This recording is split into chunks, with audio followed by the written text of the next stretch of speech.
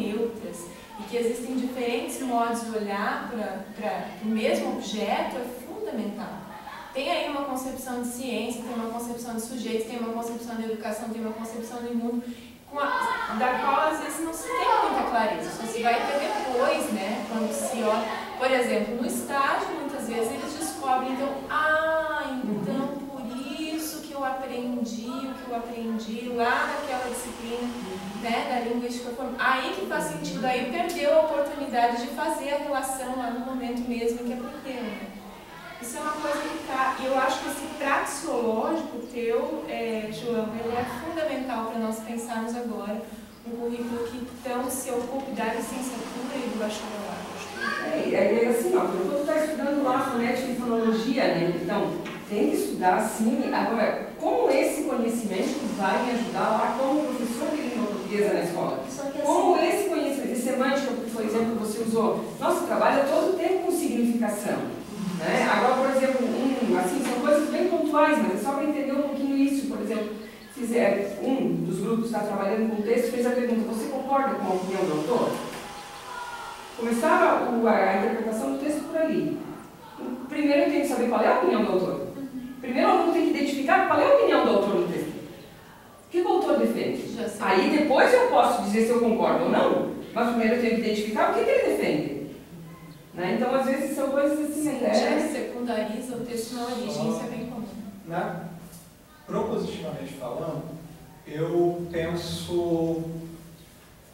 o currículo ideal ia ser para a licenciatura, porque para mim o bacharelado tem que ser pensado à parte. Eu não tenho, tanto é que na época a gente atuava muito, eram dois representantes docentes que estavam atuando de maneira mais efetiva, e que inclusive foram quem puxavam os estudos. Eu puxei para a licenciatura e uma companheira puxava para o bacharelado, que era ela. A licenciatura é uma mescla, para mim, do modelo e do pensamento de estrutura curricular que tem a UFPR Litoral, que eles são o único que eu conheço no Brasil que se autoproclamam uma graduação extensionista. Eles criaram uma lógica interna que eles fazem o seguinte: toda a estrutura do currículo é voltada a partir de uma matriz base, que é uma carga horária do curso dedicada a uma ação em comunidade, que vai do começo ao fim do curso, com possibilidade, claro, de mudar o enfoque a partir de dado momento, mas que é previsto na carga horária do curso esse tempo de imersão e de ação concreta, que o professor tem que saber lidar com responder questões que surgem dessa carga obrigatória dentro de suas respectivas disciplinas. Eu penso que o modelo mais inteligente e interessante para a gente seria como conseguir converter o que já é feito no PIBID em algo do início ao fim do curso, para atender esse requisito. E aí seria, efetivamente, fazer com que fosse uma noção do estágio ampliado, para muito mais do que 2 semestres. O segundo ponto, que é o ponto delicado, é o que, para além disso, são disciplinas obrigatórias, que todo mundo vai se matar, mas que é um mata-mata que vai ter que ser feito. E, no outro, copiar o modelo, e para o resto da carga horária, copiar o modelo da UFMG, que nada mais, nada menos é levar na radicalidade uma proposta que já existe no nosso currículo, que a gente não teve coragem de implementar como foi pensado inicialmente, que é a questão das optatórias. Porque como funcionam as optatórias hoje no nosso curso? Se reduziu a escolha para ou eu faço uma área específica da linguística, ou eu faço outra área específica da linguística, ou eu faço uma área específica da literatura, ou eu faço outra área específica da literatura. tem que se pensar como criar uma lógica de complementarização acadêmica efetiva, de opção do estudante que reflita, e por isso que eu falo que tem que se inspirar no FMG, porque aquela proposta de ênfase deles é interessante. Porque aí, por exemplo, respondendo como que a universidade poderia... Se eu saio como vamos supor, eu dediquei grande parte da minha formação, não saí da universidade, mas tive XXX atuações que podem ser consideradas atuações que me legitimam como revisão de texto, supondo. Se a universidade consegue conferir isso na minha titularidade, junto ao meu reconhecimento como licenciado, já oferece uma possibilidade distintiva no mercado. E é isso que a UFMG percebeu. O que a UFMG fez? Ao invés de deixar simplesmente na porra louquice as optativas, eles deixaram no currículo que grande parte é optativa, mas que o estudante escolhe o que quiser, mas a escolha que quiser pode ter uma decorrência no seu currículo, na forma como é apresentada a sua titularidade. Se o estudante quiser sair simplesmente como licenciado, quer dizer, se quiser sair como bacharelado, porque o licenciado tem um código de disciplina a seguir. Se quiser sair só como bacharelado, ele sai só como bacharelado, está lá o título dele bonitinho, ele fez X disciplinas que ele gostou e foi embora. Aí um cara que, sei lá, está com a cabeça de ser muito especializado numa área acadêmica específica faz isso.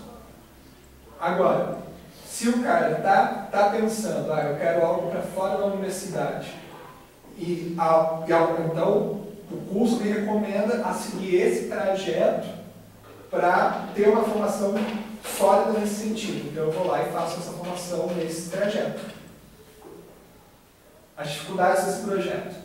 Existe medo, por parte de alguns professores do curso, de dar espaço a optatórios e no eventual disputa por vagas, o curso de letras não ganhar vagas porque a reitoria pode afirmar que não, mas vocês estão com duas disciplinas cumprindo a mesma função, vocês podem segurar aí ministrando só uma dessas disciplinas.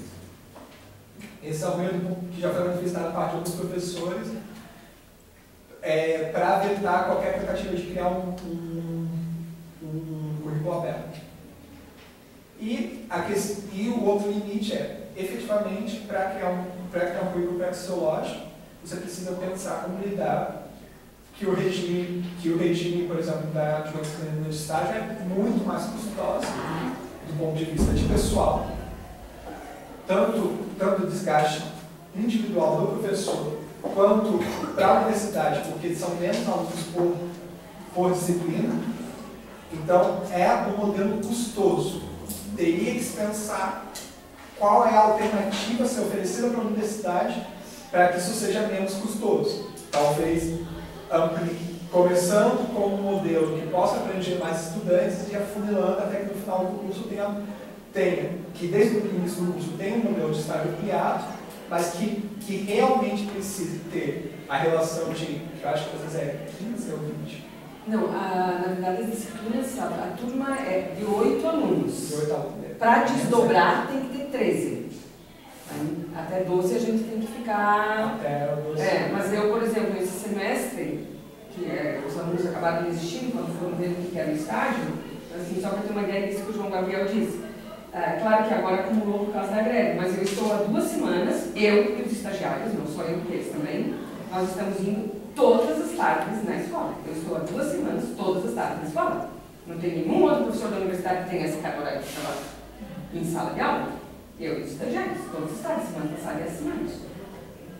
É só vocês que não gostam. Não, mas os outros colegas também estão na mesma situação. Que é por causa da carga horária, né? Como ele disse. Porque daí assim, assim que tem que fazer, ó. São 6 alunos, mas cada um desses 6 alunos tem que ministrar 14 aulas e eu tenho que acompanhar 14 aulas. Eu tenho que ler 14 planos 14 aulas, tem que ler 14 atividades que eles preparam. É isso que ele quer dizer, né? Eu queria só voltar um pouco no que tu comentaste. Tu acha pouco a carga horária destinada para a prática com o componente curricular em cada disciplina? Eu acho na verdade, que isso o não é problema instituído no curso, né? O problema não é a carga horária, o problema é como ela é distribuída. Eu acho que na maneira como ela é distribuída, no regime de PCC é ineficiente. É uma carga horária que é em cada disciplina, por exemplo, ela corresponde, por exemplo... a 10%, se não me engano. Isso. Esse 10%, no formato de disciplina que a gente tem hoje, esse 10% é ineficiente. Não existe como... Porque assim, o professor, mesmo que ele queira, um professor que está 90% da sua carga ministrando uma disciplina teórica, para ele fazer qualquer coisa que tenha relação com uma escola, não tem como. As coisas que são possíveis, geralmente é porque o estudante tem alguma vinculação com alguma escola, tem um filho na escola, ou já está em sala de aula, e aí pode fazer alguma coisa no PCC. Mas na prática, porque o que acontece porque o PCC foi uma alternativa para tentar inserir a prática sem mudar a estrutura de pensamento de ensino. E essa estrutura de pensamento de ensino é inerentemente antipraxeológica. Ela é feita para que tudo seja resolvido na relação do estudante sentado numa cadeira e o professor falando para esse estudante. Que é inclusive o problema que se vê com a produção textual acadêmica e com a metodologia de ensino, que são disciplinas que tem que ser discutido, que tem uma problemática de fundo que foi apontada na sistematização, que tem professores que têm uma postura que eu considero no mínimo oportunista, se desresponsabilizam totalmente dessas questões, porque tem uma disciplina que vai fazer isso. Como se não fosse responsabilidade de todo o curso ensinar como escrever em gêneros acadêmicos, como se não fosse uma responsabilidade de todo o curso ensinar como dar aula. Então, o que a gente está fazendo no curso de licenciatura? Essa é a questão de fundo que aparece. Mais ou menos assim, seria fazer aquilo que a professora acabou de dizer. Aí ele lá no estágio ele para, por isso que eu estudei aquilo que eu estudei. Na verdade, eu deveria aprender lá na hora que ele estava estudando, você está estudando isso, para isso, para isso, para fazer que mesmo esse esforço, porque mas é um esforço que o aluno, ele fez sozinho lá num dado momento, numa necessidade. E que problema, mesmo as pessoas que têm bem intencionadas, que tentam pensar, por exemplo, tem professores que pensam no PCC, que o estudante elabora no final da disciplina um plano de aula para referente à disciplina que ele aprendeu. É uma tentativa bem intencionada de fazer o uso do PCC. Só que o problema é o seguinte, essa lógica que aparece muito também nas disciplinas de didática, que acaba aparecendo também nas disciplinas de metodologia de ensino, de ficar pensando no plano de ensino como uma classe ideal, no final das contas, é não produtivo. Por isso que eu digo que faz sentido o que eu estou colocando se a gente pensa o que vai ser a coluna vertebral do curso no primeiro momento, desde o princípio.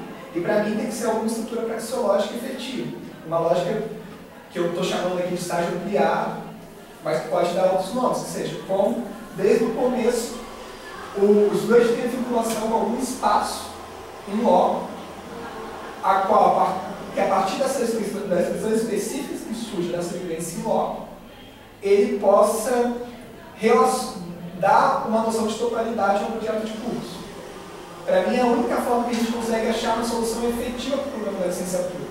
Porque, por exemplo, na época eu fiquei puto, tem muitos que eu tenho carinho por muitos deles, mas na época eu briguei muito com eles, que são os professores do Nelo, quando eles vieram com a proposta deles, que na apresentação era muito bonito, mas concretamente, não vamos ver, por isso que eu digo que o que interessa é a grade curricular, a proposta efetiva é adicionar mais 7 disciplinas no currículo. Não vai adiantar nada. Você pode ficar 2 anos ensinando letramento, que se for para ficar discutindo como dar letramento aos anjos, inclusive, na perspectiva da linguística aplicada, que é a crítica que faço auxiliares de linguística aplicada, é uma contradição inerente à própria teoria. A forma como está sendo administrada e a forma como é organizado dentro da estrutura curricular. Então, são essas questões que vão precisar ser, que eu acho que precisam ser repensadas. Porque que vão ter que ter disciplinas puramente teóricas, vão ter. Só que como fazer essas... Só que aí, dar condições para, ao meu ver, pensar uma coluna praxeológica dá subterfúgio para que a necessidade de vinculação com o ensino não seja por parte do professor, mas que isso venha naturalmente do estudante, porque ele está em sala de aula tendo que se deparar com isso. E, bom, se você tem uma tarefa a cumprir, tudo que você lê, você vai estar pensando nessa tarefa. É um processo quase que... É um processo que você percebe claramente. Tipo, por exemplo, um estudante que se torna um estudante pipique. Você começa a perceber que a forma como ele interpreta a disciplina muitas vezes é relacionada com o objeto específico que ele está tentando lidar.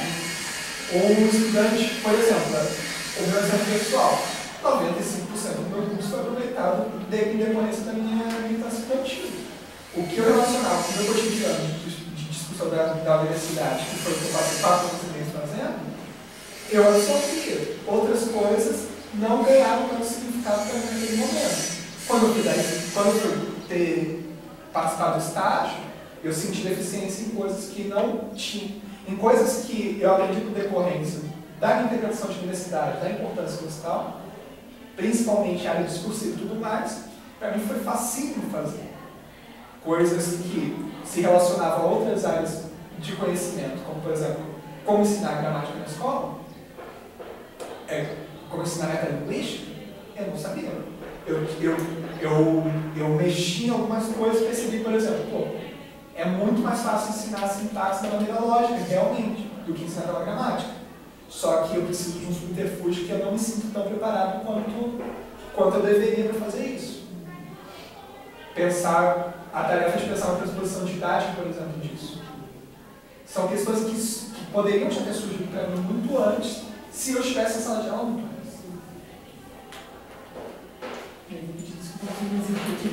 Eu preciso ir, né? Já passei a hora. Já passei a hora. Mas quem sabe a gente... Acho que eu falo mais... Não, mas tá tranquilo. Eu acho que a gente tem aqui mais esse momento, porque nós estamos começando a leitura dos documentos. É mais para ouvir mesmo as demandas de vocês. E eu acho que muitas das coisas que estão subjacentes a essas demandas, que inclusive eu preciso retomar esse documento quanto antes para a gente ler isso e entender, a gente já vem sinalizando nas discussões como coisas assim, historicamente, fragilidades históricas do curso, assim, não que o curso não seja um curso que forme bons profissionais, de maneira genérica, assim, a gente sai com conhecimento, né? Não, e mesmo as escolas, os professores elogiam muito, assim, a qualidade do conhecimento dos alunos, né? Mas acho que é um pouco isso. O que a gente sempre discutiu foi, o curso na FUNAF que tem hoje, ele demanda um esforço individual do estudante muito mais do que o fato dele estar inserido no projeto curricular. Uma coisa que a gente brinca é que se o estudante fosse seguir esses líderes, a formação tal como concebida nessa identidade curricular que nós temos hoje, eles formariam mais um profissional. E assim, o que eu queria dizer assim, eu participei em alguns outros momentos que você estava, né, e assim, de ver também como a sua reflexão está amadurecida de alguns outros momentos que eu participei, assim, quando você participava. Assim, como você... Por isso que eu acho que você insistia tanto quando você dizia assim, ó, é de 2012, que você também está fazendo um processo, assim, de reflexão, né, que... Faço basicamente de autocrítica. Mas eu acho que é bom, é importante isso. Finalizar o curso, eu acho que dá um distanciamento, assim, de olhar a trajetória toda. Eu acho que o próprio movimento dele também, de análise e reflexão, né, assim, que ele faz, é bem interessante, assim. Então, desculpem, tá, gente, mas... Obrigada. Tchau, Isabel. Muito interessante. interessante. Nós vamos ter que retomar isso, sem dúvida, estudar esses abordamentos todos. Tem uma série de coisas muito interessantes. Eu acho que vários pontos surgiram já nas primeiras reuniões que nós tivemos.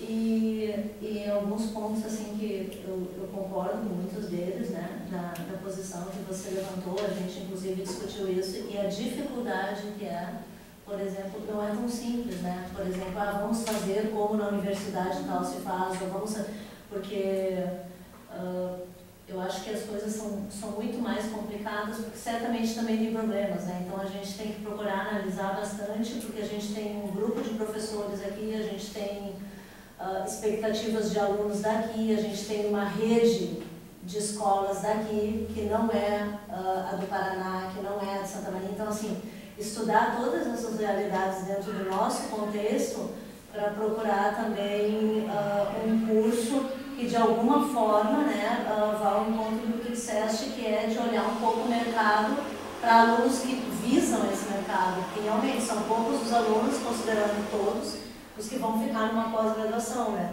Mas esses alunos vão ficar aqui, né? Então, entender a cidade, né? Entender essa rede municipal, essa rede particular, essa rede estadual da cidade, porque não é simplesmente, eu acho que a gente tem que conhecer outros exemplos. Eu acho que esqueci o nome. Cristine, né? Eu fiquei em dúvida sobre o nome dela, porque é esse nome, mas eu esqueci. Ela traz uma experiência da UFSCar, né?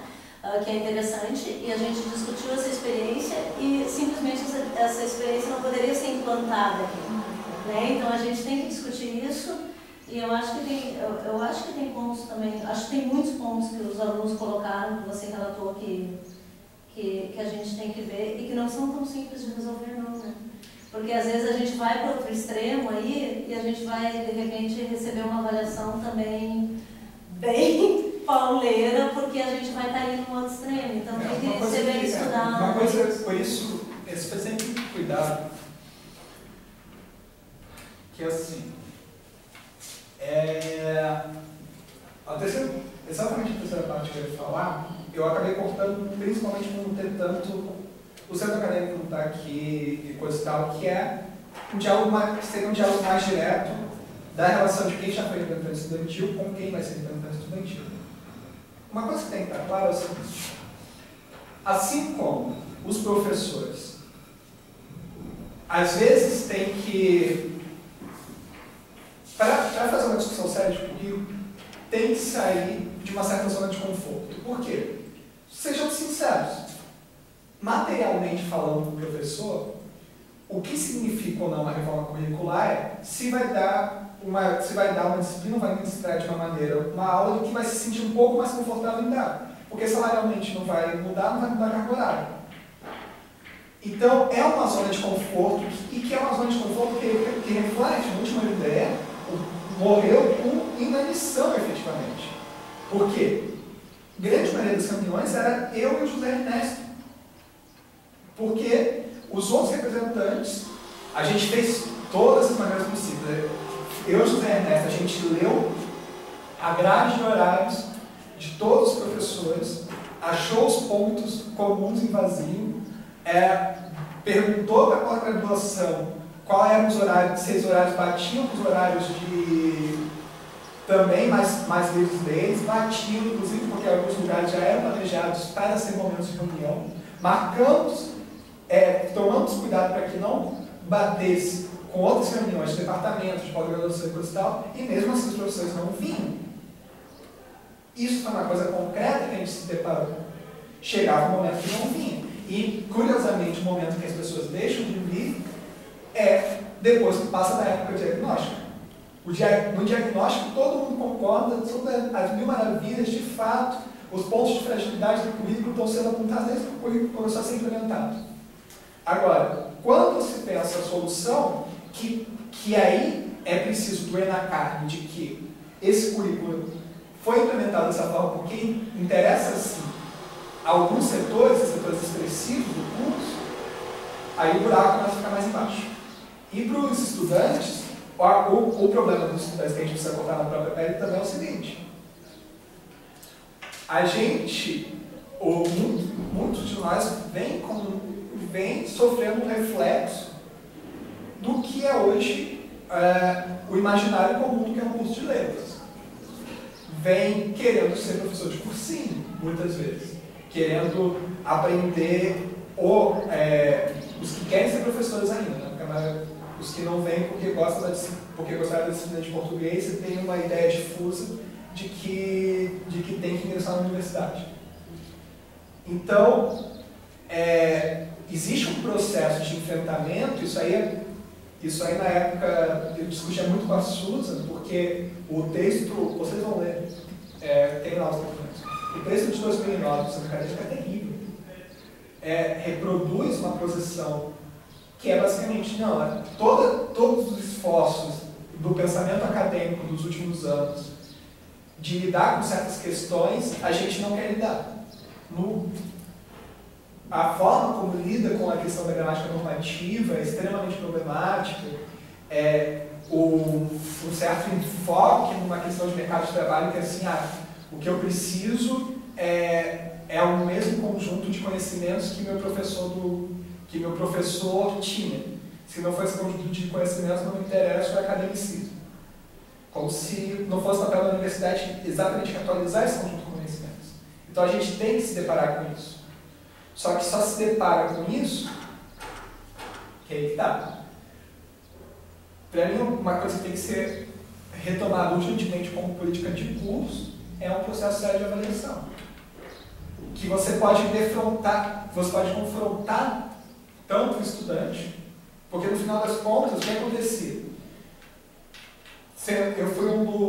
Eu participei da aplicação de quase toda a avaliação de curso. Provavelmente deve ter sido 2 salas que eu não participei, que outras pessoas fizeram sem mim, que inclusive eram quando concorria o horário.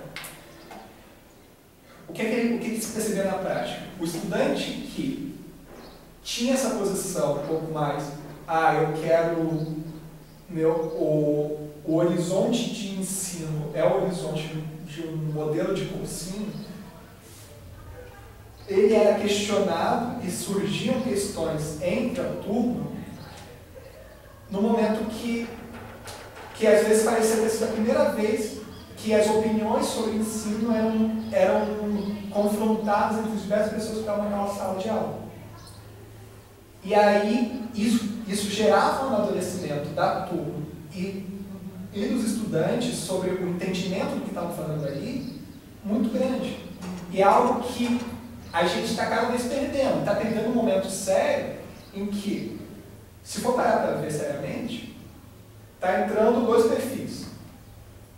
Um perfil de estudante, o perfil das cotas, que é um estudante que vai necessitar de uma formação diferenciada do que a gente vinha trazendo até aqui, e um perfil que é o perfil daquele estudante clássico que estudou em escola privada e está vindo para a universidade, é um estudante que tem cada vez com menos autonomia e está surgindo uma geração mimada.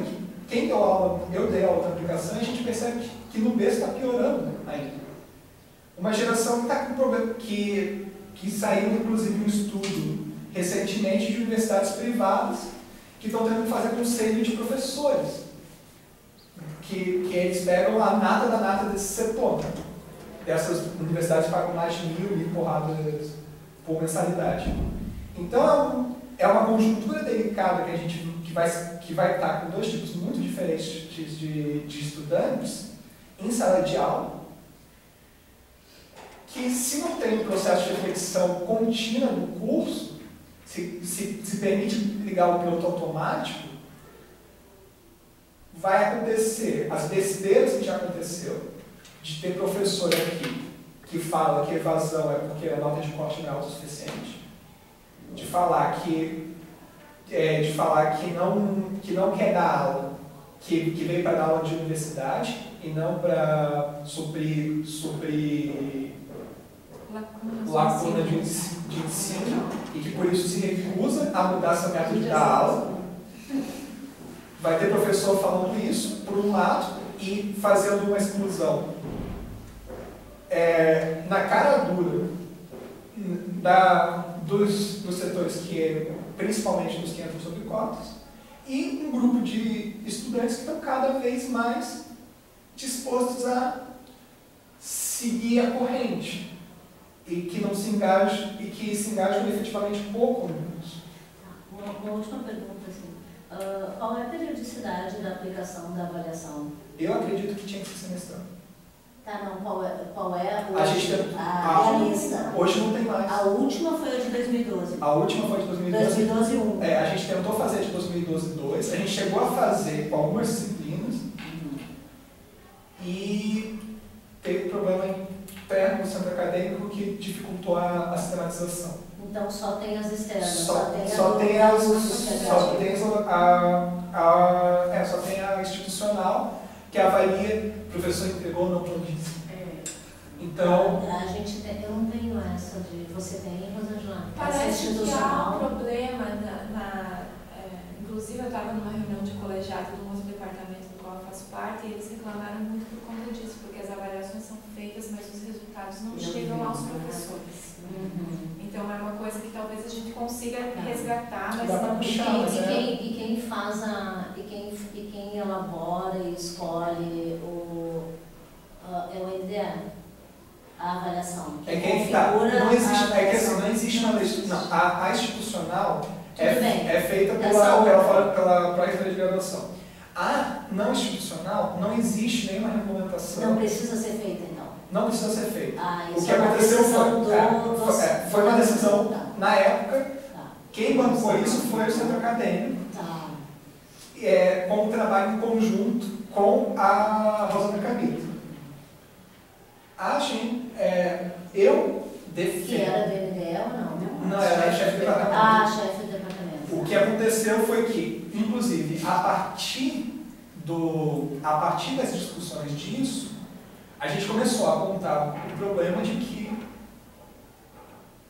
porque o NDE é uma estrutura que vem como tentativa de regularizar as universidades privadas. Porque se você for ver, a priori, eles cumprem a mesma função da coordenação de curso, só que por um princípio muito mais antidemocrático. Qual foi a alternativa sábia que o curso de letras fez?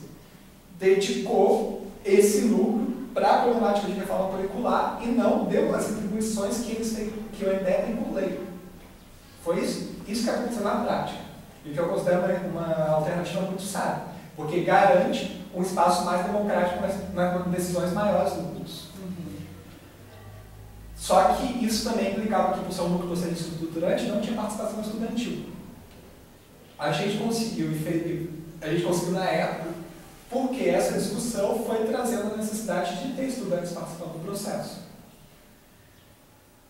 Agora, como que vai ser feito no momento em que o centro acadêmico não tem uma participação tão grande do português, que a gente perdeu, que houve aí uma crise de geração, que a gente perdeu um eixo de continuidade de trabalho nos últimos 2 anos, vai ter que ser pensado. E aí eu acho que é um momento que o NDE vai ter que assumir responsabilidades desse sentido, porque é o único órgão que tem a instituição de fazer isso hoje. De, por exemplo, pensar beneficiar da discussão. E que pode beneficiar dessa discussão. Aqui, por exemplo, nessa sistematização, tem várias propostas pontuais que, como a Maria Isabel falou, tem a alternativa de ser incorporado já no projeto de curso, mas também podem ser apresentados como, por exemplo,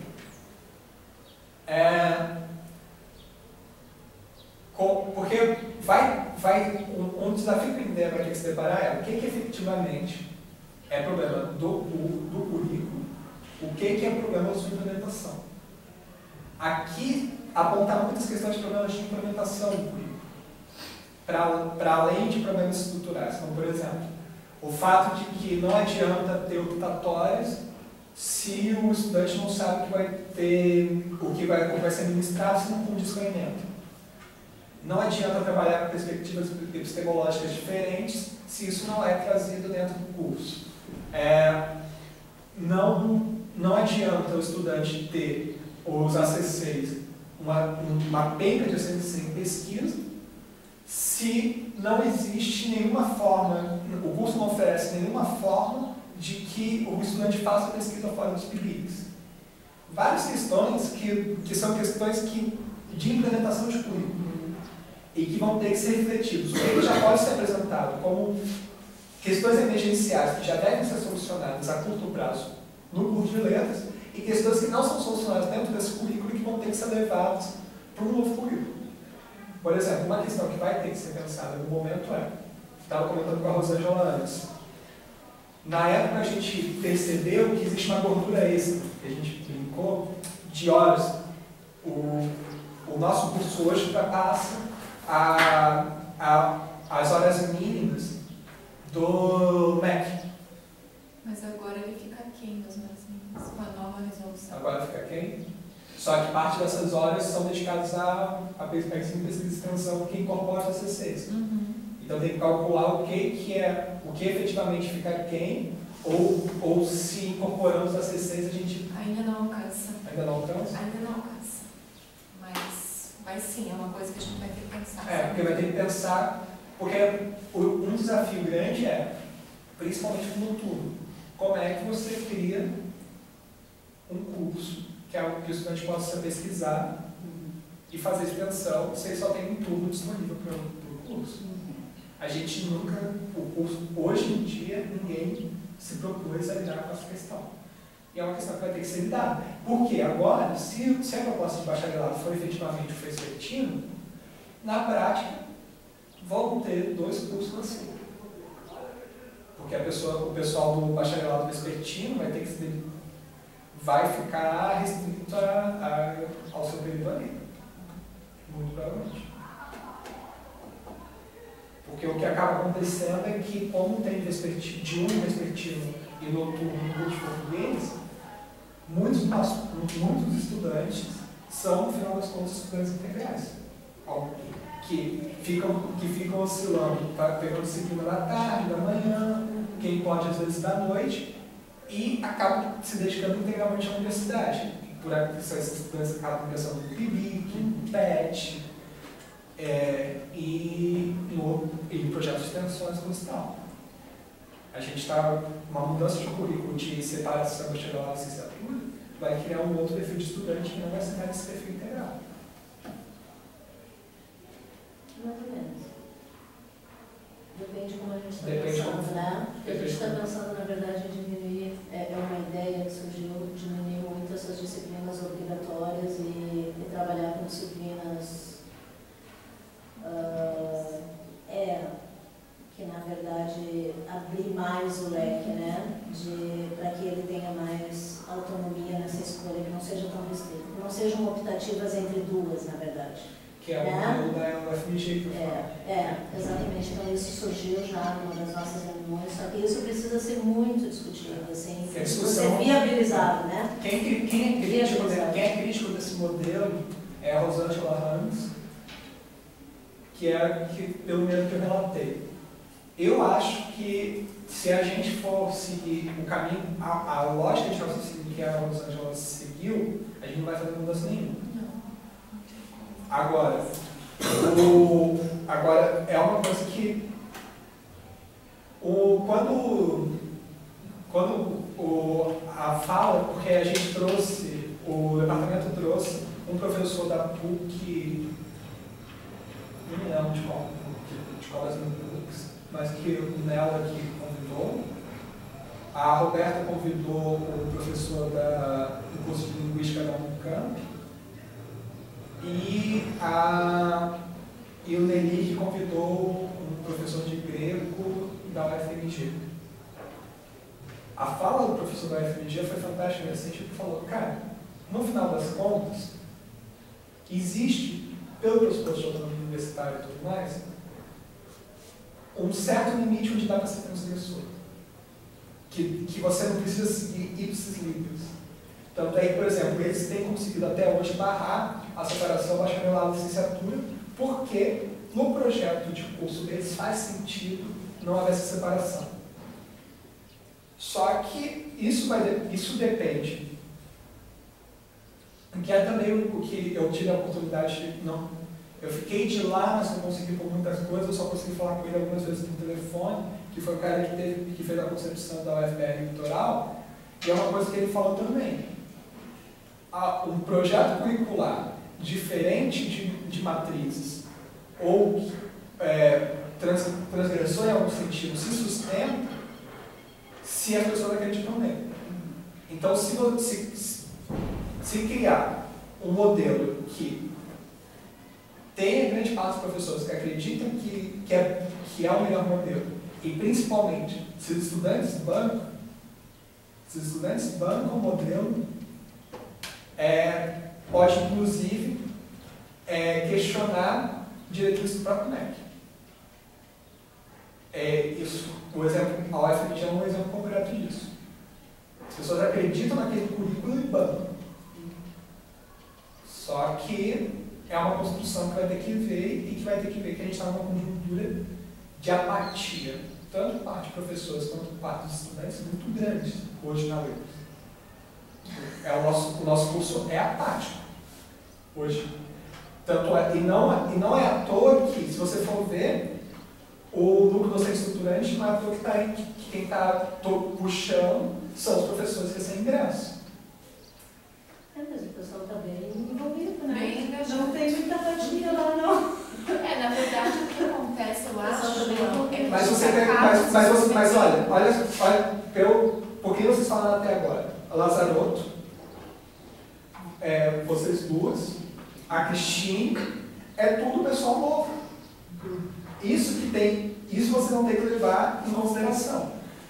Quem são os concursados? São os concursados dos ingressos depois de 2010 que estão começando a tomar para si o processo e que estão lidando e que estão tentando movimentar alguma coisa e que em algum momento vão se deparar com uma apatia que existe de professores mais velhos da casa. Não sei se é apatia, João. Eu acho, sabe o que é? A gente se envolve na lógica neoliberal, ou seja, cada um dentro do seu quadrado preocupado com a sua produtividade. E não é profissional ruim, é porque a universidade faz isso com a gente, né? A gente tem muitas demandas para dar conta e se fosse ver bem, hoje de manhã nós não poderíamos estar aqui por conta das demandas, né? Então a gente acaba também se envolvendo numa lógica neoliberal, que é a lógica dos alunos também, que vem dizendo, não, eu só quero o que eu vou aplicar lá no meu fazer miúdo cotidiano, que não vou aplicar, então não quero. Então é essa lógica mesmo que está imperando. Então não é porque a gente não tem boa vontade, porque de fato tudo conspira do ponto de vista da instituição para que a gente não consiga dar conta de discutir com profundidade. O que não pode ser inocente é que algumas pessoas seguem a corrente. Sim. Algumas pessoas seguem a corrente, às vezes não se questionam, e quando alguém questiona elas são capazes de se posicionar. Outras pessoas são quem empurram o barco mesmo. E isso tem que estar claro. Só para a Rosângela, você, a Núbia, pode ter mais familiaridade, o que eu já coloquei no PET também, é só a gente olhar a facilidade que o EAD consegue mexer no currículo. A proposta do currículo da terceira edição está fantástica. Eu queria fazer graduação naquele currículo. Eu sou egressa daqui, do currículo daqui. Por quê? Porque ali é um grupo menor, não é esse departamento de 45, 47 professores envolvidos. O EAD não tem essa questão do presencial, o EAD é um projeto ainda de extensão, então o grupo menor conseguiu propor acabar com esse isolamento de eu faço sintaxe, eu não dialogo com fonética, eu não dialogo com a literatura, eu não dialogo com a morfologia, eu não dialogo, porque as disciplinas estão agora, acabou a sintaxe, agora é morfossintaxe, a sintaxe semântica, é propor um certo diálogo e mesmo com a literatura e a linguística, e isso ainda bem que já foi aprovado em todas as instâncias, então não tem mais volta, o currículo foi aprovado. O que o NDE vai se deparar no presencial a hora de ir para o departamento? E aqueles 47 professores, e eu compactuo da fala do João, sim, porque eu vejo isso desde que eu entrei aqui. A hora que vai lá para votação, se a minha disciplina não tiver assegurada nesse currículo, se eu não vou citar nomes porque nem precisa, se não tiver assegurada a minha disciplina lá nesse currículo, eu não aprovo. E aí eu preciso, então, eu acho que esse é o ponto que querem participar. E para além disso, mas isso está sendo um fenômeno nacional. Tanto Rosângela, que tem professor que diz assim na reunião do departamento, eu não concordo com o EAD, eu não compactuo com isso, eu não vou participar. E aí ele também não tem voz na hora de ir lá aprovar ou não. Mas essa é que é um fenômeno que tem que observar a nível nacional. Está existindo uma coisa muito interessante, e esse processo de greve das universidades está demonstrando também, que está surgindo uma geração, que é uma geração que é a geração de vocês, que são uma nova geração de professores universitários que estão tomando um protagonismo que não estava tendo há algum tempo, que estava estagnado.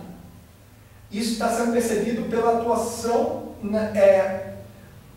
Eu tive a oportunidade, eu participei de um seminário agora em Uberlândia, estava conversando com um professor que idealizou, que foi concursado para o UFPB lá da Paraíba.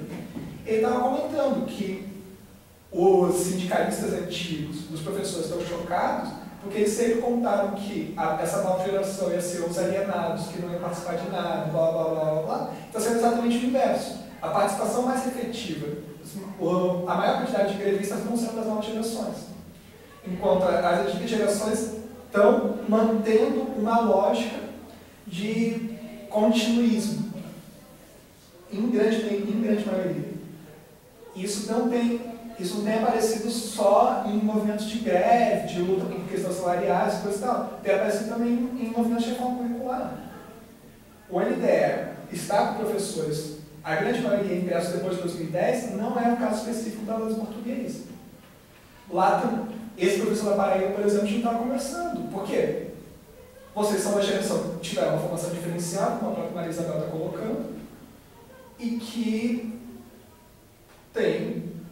ainda estão vivos para ter algum desejo de que a formação diferenciada reflita no modo como vocês fazem o trabalho de vocês.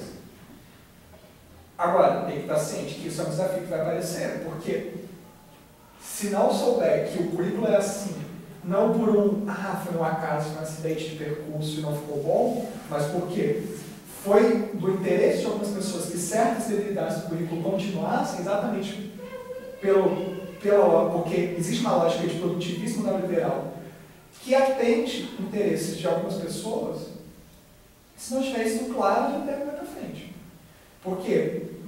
Porque vocês vão se dedicar com força no melhor do coração que estão fazendo bem para todo o curso, para na hora do enfrentamento apresentar um projeto que pode ser maravilhoso e se frustrar porque existe uma força que já está organizada para que, eu posso até não saber direito o que é, mas eu sei que me interessa isso.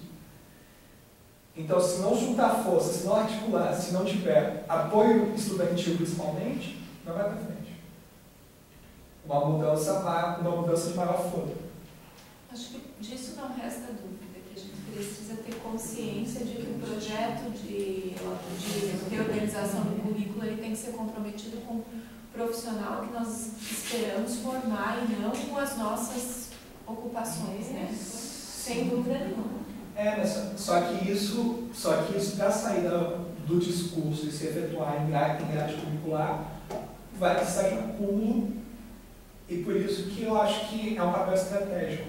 Por exemplo, agora que talvez o centro acadêmico vai passar por um momento que ainda vai estar encaixando nisso, assumir o próprio ideia nessa configuração que me parece ser uma configuração revitalizada, que não foi, por exemplo, nessa época que o José Ernesto tinha que pedir, implorar para que alguém pudesse vir ser representante das diversas áreas do núcleo.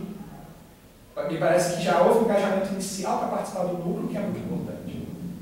E vocês vão ter uma responsabilidade aí que é essa, que é como criar dispositivos não só para pensar o currículo, mas que as consequências do que estão sendo pensadas apareçam no curso para ter apoio desde o princípio para não tomar uma tapetada numa eventual votação. A Cristiane Vulcão colocou no e-mail, né, que ela gostaria que falasse aqui também da falta de representatividade discente. Parece também que os alunos não estão interessados, todo mundo reclama, mas de fato tu és um caso que, pelo menos do português, né, que estava lá nas reuniões, que muitas vezes bateu boca, comprou briga e tal, mas hoje a gente não... Tem que historicizar. O que acontece é que a representação estudantil como tal vem sofrendo não só na letras, mas a nível, sofre diversos desgastes, porque hoje essa lógica neoliberal se manifesta nos estudantes muitas vezes pensando que a relação que tem que ter com o centro acadêmico ou com o departamento é como serviço de atendimento ao consumidor. E se cria um pensamento de que a representação estudantil é uma ouvidoria e que vai fazer tudo por todo mundo. Essa é a primeira dificuldade. A segunda dificuldade é, historicamente, houve gestões muito ruins no centro acadêmico. E que queimaram o fio do centro acadêmico, criaram a impressão que o centro acadêmico só fazia besteira, para a grande parte, para uma geração de estudantes que ainda bem está se formando agora, mas que fez um grande desserviço de, em toda a recepção de calor, começar a xingar o centro acadêmico.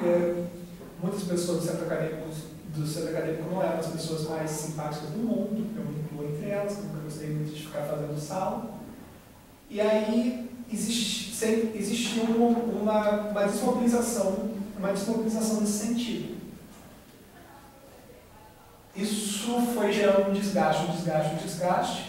Em 2013, eu assumi o centro acadêmico sozinho com 8 calouros, no processo no qual a gente estava em nível de centro de ensino pedindo o impeachment do Felício.